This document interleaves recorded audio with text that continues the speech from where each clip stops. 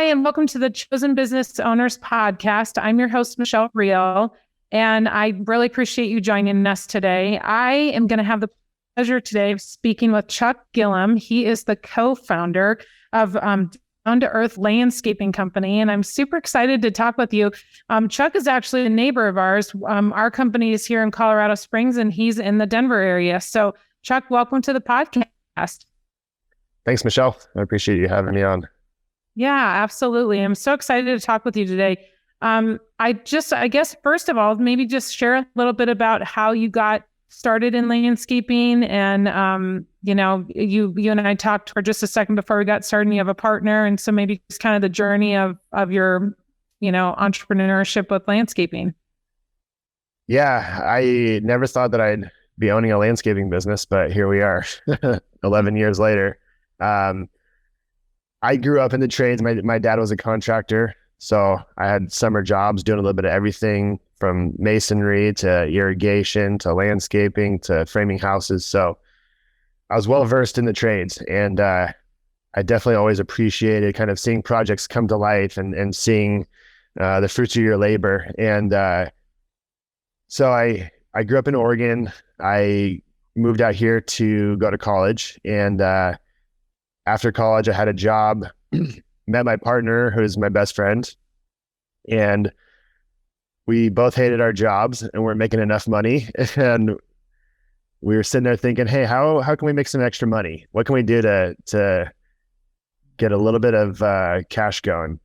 So we started raking leaves. Honestly, we were like going door to door in the neighborhood that I was living in and asking folks if we could clean up their yards in the fall and bag up their leaves and get rid of them for them. And we were charging like next to nothing, but that was kind of the intro to the business for us. And really from there, it's taken off. Obviously we're 11 years down the road now. And we've learned a lot of lessons along the way, but that's how we first started. We ran part-time for probably a year or so. My partner, Jeff, he left his full-time job, went to Down to Earth full-time. And then probably 6 months later, I did the exact same thing. And so within year one, we were both going full-time and we're like, man, how are we going to make this work? But we were doing a little bit of everything, just like most folks when they start out. So we were doing a lot of maintenance work, a lot of seasonal type work, any kind of installs that we could get.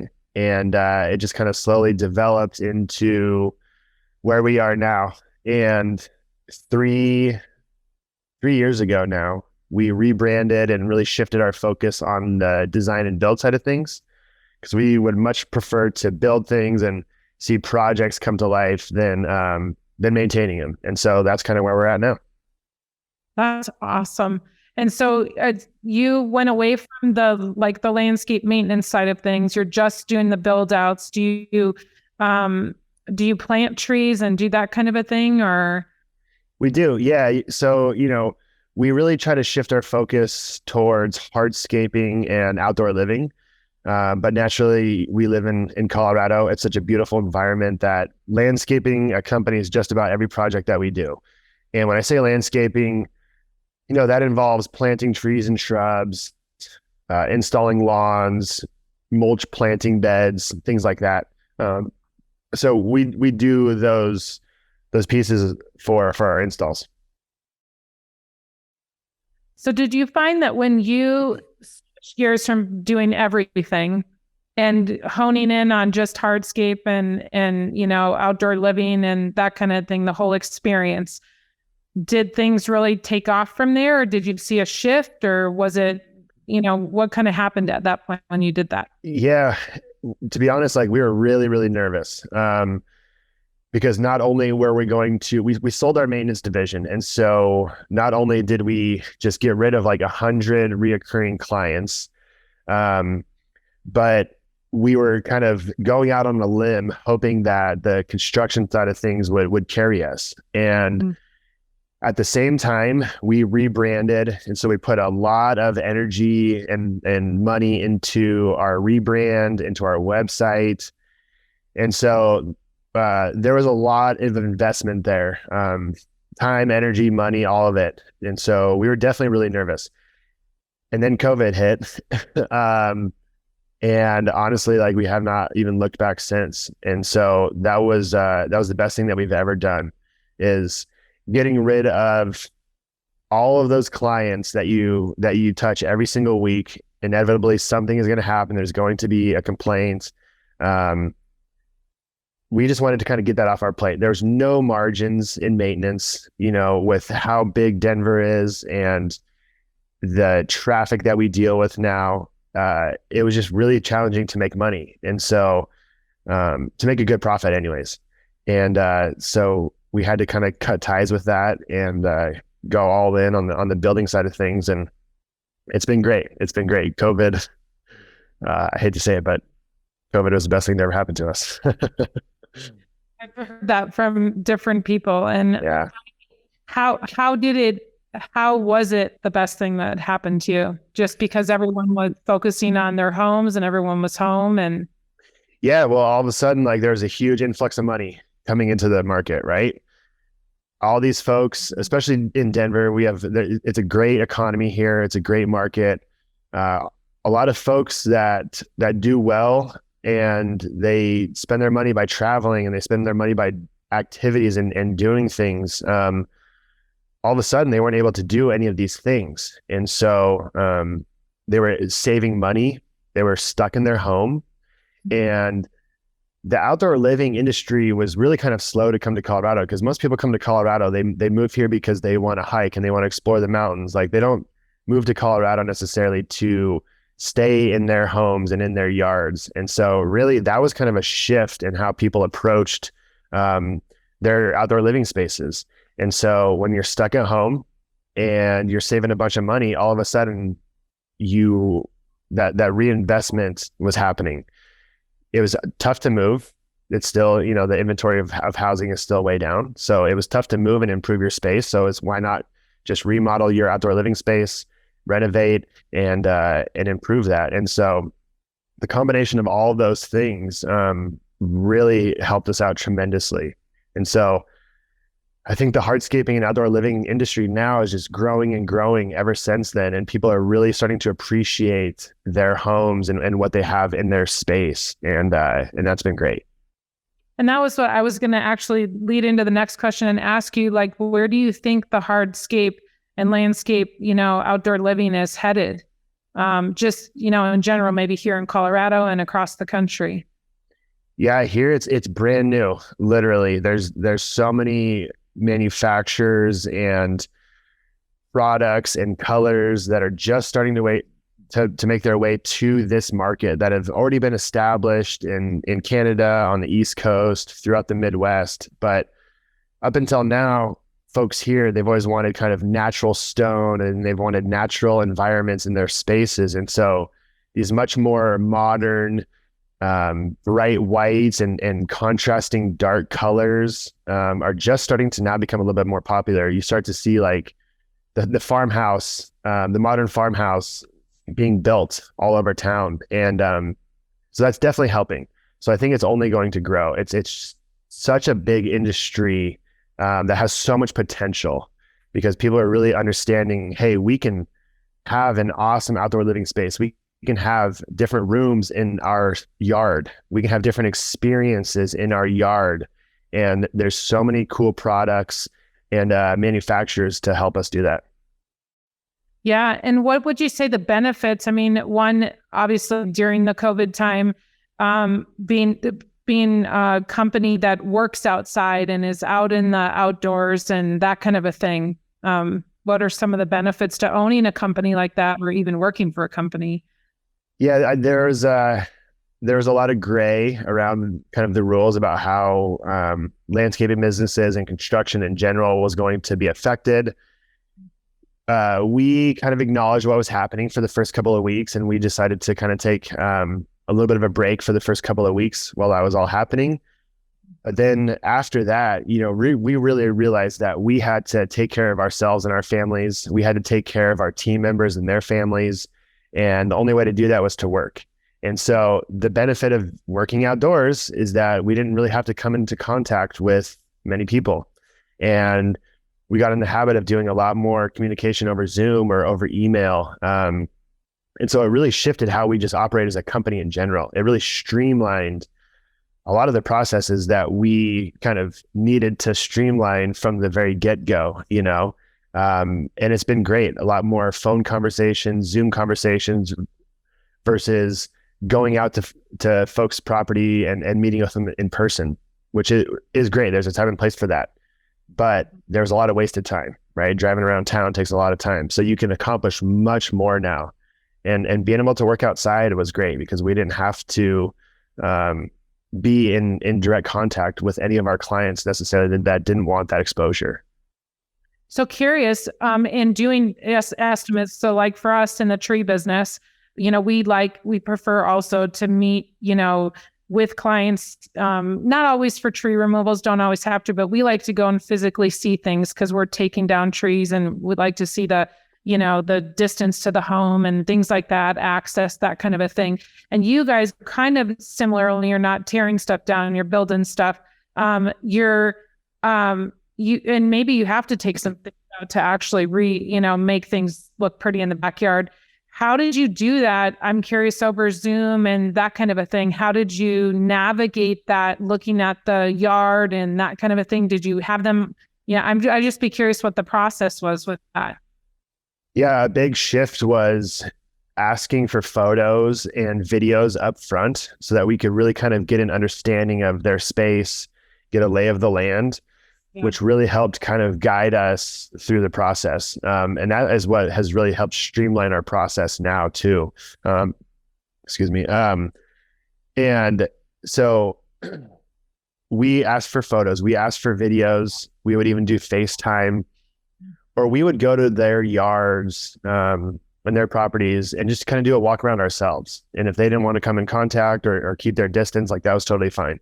But we were still able to get out and see kind of what we were working with. Because same thing. You want to have an understanding of what's coming down to build these spaces back up, or our access points, or how and where we're going to stage materials. So all that stuff, like you said, is very crucial to how we operate.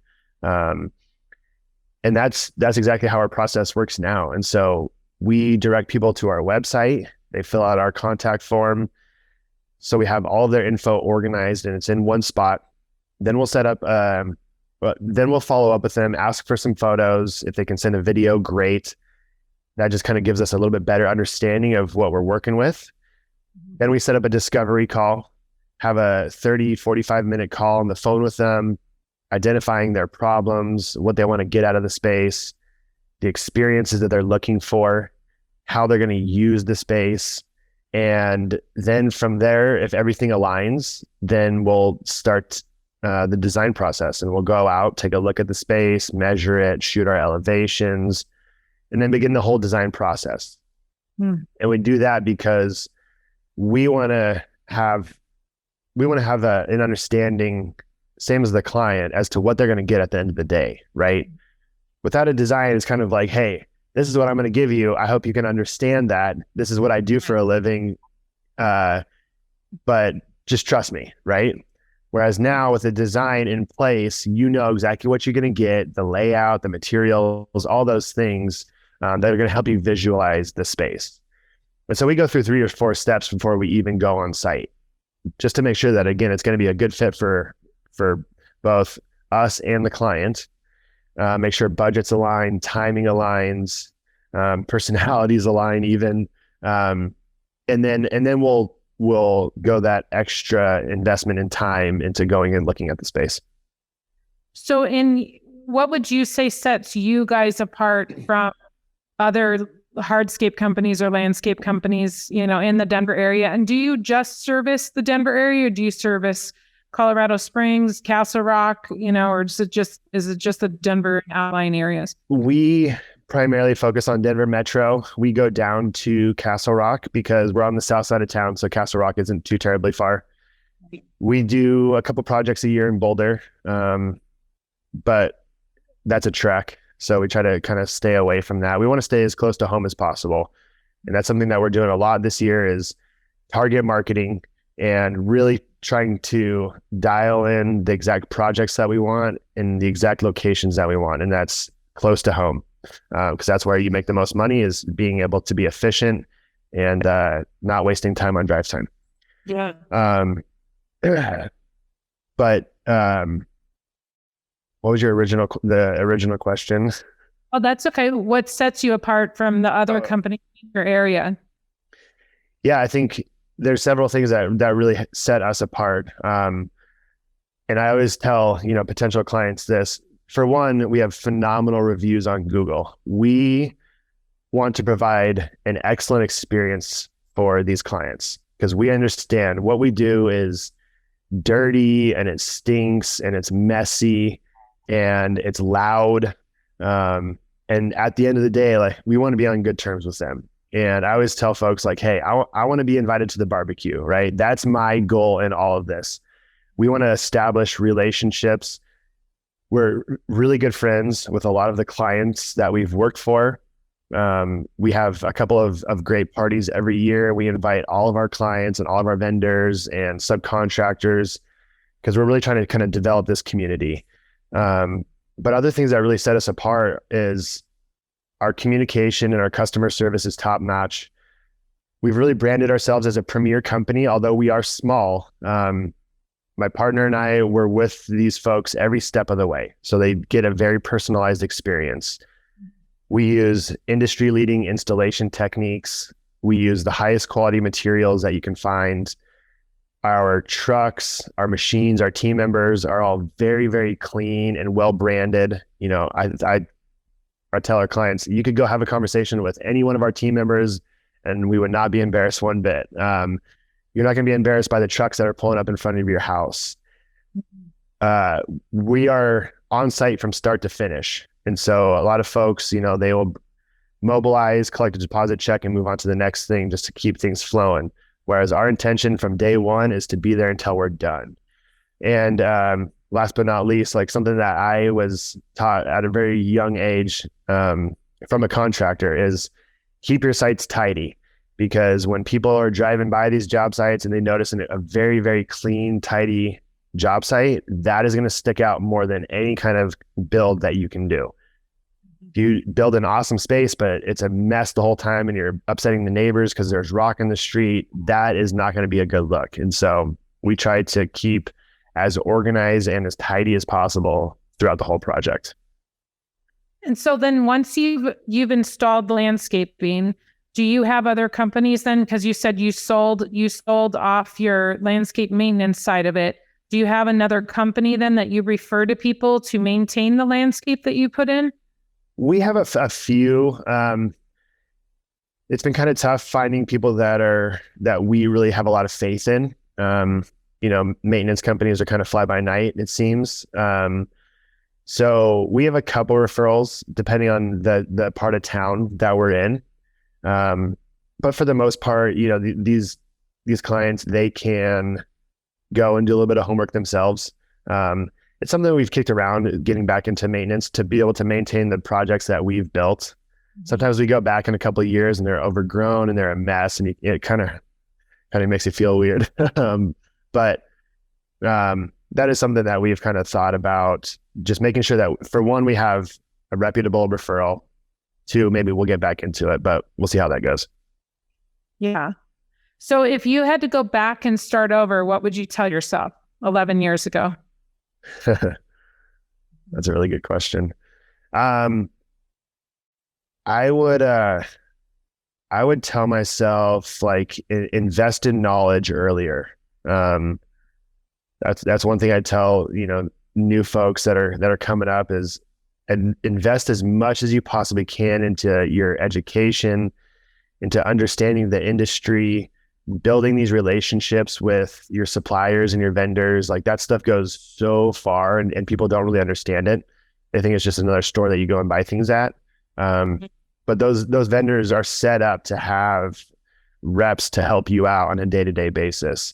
And so just investing more time into kind of the people that are going to help you out most goes a long ways. And then education, like, you can't stop learning. And that's something that we we do as business owners and with our team is, all winter long, we do tons of trainings with new products, with products that we've been using for several years, just as a refresher.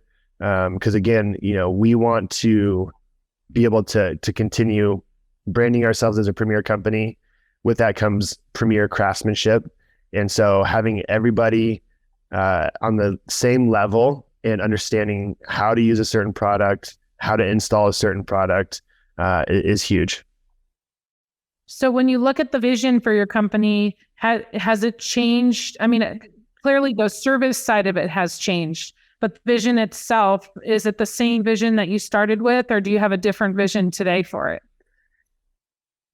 I think we have a different vision today. Early on, you want to build this huge empire and you want to have hundreds of employees, and then you realize how challenging it is to deal to manage all these team members. Like most businesses, that's the most challenging thing that we deal with is managing our team. And so, early on, we wanted to have this big, huge, giant operation and have all these folks working for us. And now we've really realized what we're good at, and we want to stick to that. We want to have a small team so that we can really be a family. That's the culture that we have developed. And that goes a long ways too, because it really shows all the team members that we truly care about them. They're invested into us, and that helps a lot. So we have 2 teams right now. We'll probably, every other year add another team, but our goals of having 10 or 15 teams is no longer. It's a lot easier to manage 2 teams, and having small teams that are much more efficient. It's much more fun to do that. Right. Yeah, that's one of the things for Dan and I when we look at, we got into trees so that we could control our time and have some time with our family and, be able to be at the games and the sporting events and things like that. And I really think that you can build a business around your life instead of building your life around your business. And when you keep it a little bit smaller like that, and you keep it manageable, you're able to really give good customer service, and you're able to, really provide for your team members as well. And it gives you that time too that you want, and you can still make really great money. I'm sure that sometimes when you go bigger and bigger, the profits can get to be less and less because you're just looking at, it's just a different animal to manage, Yeah, absolutely. And that was kind of one of our big intentions this year, was just really streamlining things, focusing on family and our health first and foremost, and not letting the business run our lives and running the business. And so that's kind of really been our goal this year. And so we've had a crazy busy spring already, which is great. But we're trying to put all the systems and processes in place so that every decision doesn't have to come back to Jeff or I. And so there's always going to be a process for every single thing that we do. And that's going to help a lot with being able to step away for family time and just being able to travel and not have to worry about answering emails or phone calls or stuff like that. So that's been our big intention this year and moving forward. So in saying that, what are some of the things that you've done to put in place? And do you see yourself being able to step away at some point and have other people, running it efficiently for you? Yeah, that's the goal, to not be able to not have to work all day, every day in this business to make it run. Mm-hmm. So that is the goal. So we're putting tons of systems in place to make that happen. And we do job walks before we start a project, and it has a whole checklist of all the things that we touch on. We have an end of the day checklist. We have a beginning of the day checklist. Our yard is extremely well labeled, so everybody understands, hey, you drive in and the whole operation works counterclockwise. You dump your debris, you load up any of your aggregates, you drop off your tools, pick up tools, and then grab any materials for the next day so that the next morning you're ready to rock and roll. So things like that, where it just becomes second nature for these folks to not have to pick up the phone and call us to understand what's going on. They can see the job planner. They reference the job planner to understand exactly what's happening on a project and step by step how to install every single piece of the project. That's awesome. I wanted to go kind of loop back to what you'd said about the parties that you throw once for your customers. Tell me a little bit about that. What does that look like? I'm just kind of curious. I don't know that I've ever heard of a company throwing parties for their customers. Originally, I mean, the goal is to throw the parties for us, right? And our team members and their families as just kind of a celebration. It slowly has bled into the clientele that we've had. It's bled into the suppliers and the vendors and the subcontractors and every person that's been a piece of this whole thing happening and growing. And that's one of our core values is community, build and nourish authentic relationships, because in our personal lives, that's how Jeff and I are. And business wise, that's exactly how we want to operate. We want people to know us as kind of the company that brings everybody together, right? But the parties are awesome. We for the last 3 years now, we've had an awesome holiday party. We've had a different location each time. The last 2 years, it was at different distilleries. We have raffles. And we've had great turnouts. And then we usually try to have a party in the summertime, a big barbecue. Last year was our 10th year in business. So we had our 10-year party, which was awesome. One of our team members is in a band. So we set up their whole band on the back of one of our trucks. So we were able to invite everybody. We have a big yard space where we're at. And so, we just said, hey, come all, enjoy yourselves. There's food, there's beverages, have a good time, right? And then something that we've started to do last year is Thirsty Thursday. And so every Thursday, we'll invite other contractors and clients and really anybody to come down to our yard. Usually at the end of our day, we try to wrap up an hour earlier, maybe on Thursdays, come back to the yard, have a few beverages, play some cornhole, play some disc golf, whatever. But just another way to kind of unite everybody and give them that sense of community. You do that every Thursday or one Thursday a month? We try to do it every Thursday. Sometimes we get 10 people, sometimes we get none. It just all kind of depends. That's such a great idea, because people are really longing for community. And, even if they've, if are finding it with their landscape company, I mean, it's just another place that they've, can feel connected. And I think that's really awesome. I love ideas. Thanks. That's one of the things that we take a lot of pride in is developing these relationships all across the board, clients, vendors, like I've been saying.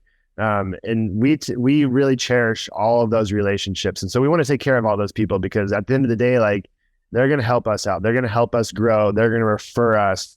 That's what's going to continue the growth of Down to Earth and the brand and the image of who we are. And we really want to put on for our people. And like I said, like Jeff and I, like that's kind of how we've operated our whole lives. Like our friend group, we really cherish our friend group, and we really want to bring people together from all different groups. And we've done that. And so now to be able to do that as a business is really cool. And, you see people around town wearing our hats, and our stickers are all over, and it's really neat to kind of see people just kind of spreading the love and spreading the word. And more than just a brand and a landscape company, it's kind of just like a community that we're putting together, and which is really cool to think about. We don't talk about it that often. So to kind of step back and understand what's happening is really neat, because we're still a small company, right? We're still a small operation. There's a lot of landscape companies in Denver. There's a lot of competition, and to see kind of the name and the brand that we've established here is pretty neat. And what kind of special things do you do for your employees, or different things that you do for your employees to keep them connected with each other or with you guys? Yeah, so the Thirsty Thursdays is a big one. Every Monday morning we do a meeting to kick off the week. We have 7 team members, maybe 1 or 2 more this year, and then Jeff and I. So we're still small, but we try to do as much as we can together. The Thirsty Thursdays bring everybody together. We try to hire on culture first, really, to making sure that everyone is going to be able to work with each other and enjoy each other. And we've got people from all different walks of life. We have a very diverse team, although it is small, but it really goes to show, like, if you hire the right person, you can really accomplish anything. We're doing bonuses if they meet or beat their estimated hours on a project. Mm-hmm. We have retirement plans set up. We offered health insurance this year. So little things kind of behind the scenes that really help folks understand that we are investing into them. And we do like snow, but we went to a basin a couple of months ago and we did a big beach day on a Friday. We invited everybody and we try to do team activities every couple of months outside of work, just so that everybody can kind of be free of the stresses of work and chit chat and hang out and just start to learn and understand a little bit more about how we all like to live our lives. That's so cool. I love that. So any big things coming down the pike for you guys, or things you're working on with your company? We have got some cool projects coming up. Like I said, we're really trying to streamline things this year. We bought a couple of pieces of equipment that are really going to help us out this year. We've got awesome trucks that do a lot. So that stuff kind of gets us excited. But just continuing to grow the community and do some really, really cool projects. And so that's what we're really, really excited for this year. Not get caught up on some bigger projects, but be able to crush a bunch out, feel that sense of accomplishment, and then go take care of the next folks. Well, and I think too, and I love that. And I think that people, it's not to be mistaken that when companies are maybe a little bit smaller, doesn't mean they're not profitable, doesn't mean they're not doing really well successfully, because we've seen what people would consider maybe a little bit bigger company, and there are no you know what I mean? They don't make as much profit and don't have as much success as a company that's more, tight knit and has a little bit smaller group of employees and, that kind of thing. And I think sometimes the customer service can get lost, right? When you're getting into a big company. And so I think it's great. I mean, you guys are moving along in the direction that, you see fit, and better to grow slow and steady than to, go crazy sometimes. Early on, that's always the dream, right? Early on, you want to grow this huge, giant empire thing. And then you realize how challenging it is. And then you lose those elements of customer service. And then you're just hiring to hire manpower. No one's bought in. Mm-hmm. We would much rather have a small team that we know is going to, show up to a job and kick ass. And they're going to have our backs too. And so they're going to get a lot more done. They're going to be able to develop their own relationships with the clients, which we love to see. And that helps us out tremendously. Mm-hmm. Yeah, I think it's awesome. Well, I've enjoyed speaking with you today. Tell everyone where they can find your, company website, where they can find you, where they can follow you.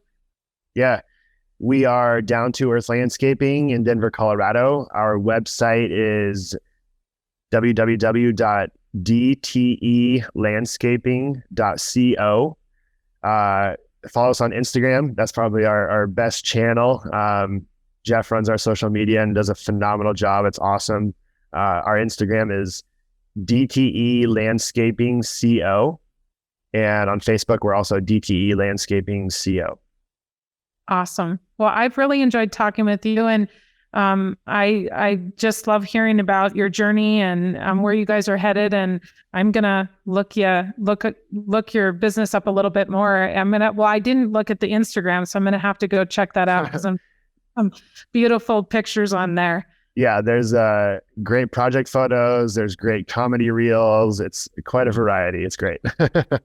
Awesome. Well, good. Well, thanks for talking with me today. And thank you everyone for joining us. This podcast was hosted by Taiga Tree Service, and you can find them at taigatreeservice.com. And thanks, and I appreciate it. I hope you all have a great day. Thanks so much.